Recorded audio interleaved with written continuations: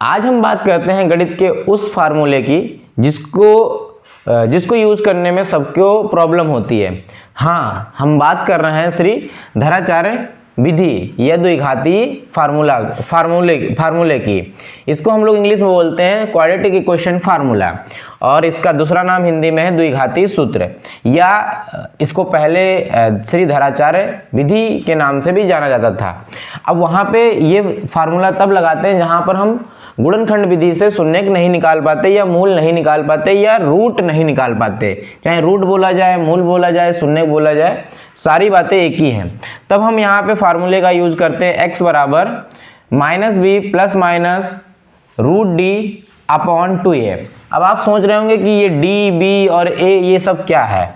तो देखो यहाँ पर x के दो मान आते हैं, एक प्लस का एक माइनस का। तो ये d क्या है, सबसे पहली बात तो b a तो बाद में समझेंगे, सबसे पहली बात तो हम समझेंगे d क्या है। तो d को हम डिफरेंशिएशन भी कहते हैं, या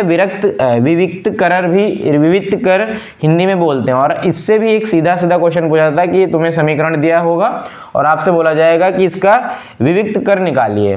तो अभी हम देखेंगे, एग्जाम्पल भी लेंगे, तो आप बने रहिए हमारे साथ। देखो लिखा है d बराबर b² - 4ac। अब ये d कैसे निकालेंगे। अब फिर से वही बात आ गई, b क्या होता है, a क्या होता है, c क्या होता है। जैसे आपने देखा होगा कि द्विघाती अगर कोई समीकरण होता है, जैसे मान लिया मैंने 2x² + 3x + 8। अब देखो हमने आपको बताया था कि एक स्टैंडर्ड फॉर्म होती है द्विघात समीकरण की, क्या होती है, ax² + bx + c। तो यहाँ पर देखो a की जगह पे क्या है 2 है, और b की जगह पे क्या है 3 है, और c की जगह पे क्या है 8। तो हम यहाँ पे क्या है ये नहीं बता सकते कि a बराबर हमारा कितना है 2, a बराबर 2, और b बराबर कितना है 3, और c बराबर कितना है 8। अच्छा, यहाँ पे प्लस की वैल्यू है तो हमने प्लस नहीं लिखा। अगर यहाँ पे अगर माइनस वगैरह कुछ होता है तो हम लोग माइनस उसके साथ में लिखेंगे। या अगर मान लो कि यहाँ पे जैसे 2 ना हो तो हम क्या लिखेंगे, a तो a 1 लिखेंगे। जहाँ पे कुछ नहीं होता तो वहाँ पे मल्टीप्लाई a से होती है। तो हमारे a b c आ गया। अब अभी अगर हमें इसी समीकरण का डिफरेंशिएशन निकालना हो तो हम लोग कैसे निकालेंगे।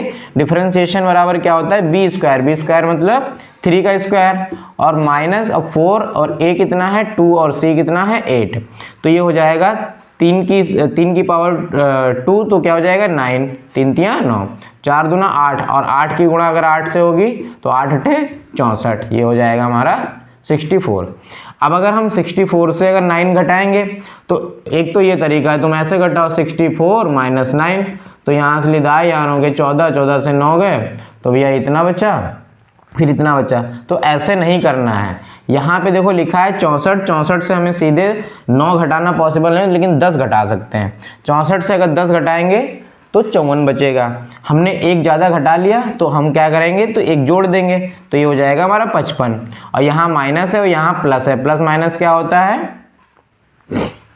माइनस होता है। तो यहाँ पे माइनस हमने इसीलिए माइनस किया, और चिन्ह कौन सा रहेगा, जो बड़ी वाले के साथ होगा। 64 के साथ क्या है माइनस, तो इसीलिए माइनस।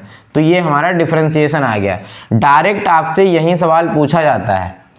और ये अगर जब हमारा डिफरेंशिएशन आ जाता है तो डिफरेंशिएशन की वैल्यू यहाँ पे रख देंगे। अब अगर हमें निकालना होगा हमें वो निकालने हैं अगर मूल, तो हम यहीं d का मान कहाँ रख देंगे, d का मान रख देंगे इस सूत्र में।